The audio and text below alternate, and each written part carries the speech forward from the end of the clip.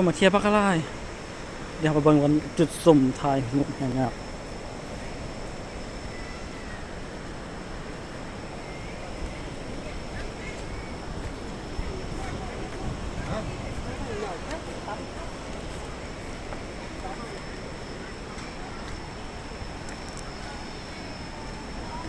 จุดนี้แห่งโคตรงามเลยมีวันทายหุบทายยังพร้อมมุมนี้นะตางามขนาดเลยนี่นะเห็นไหม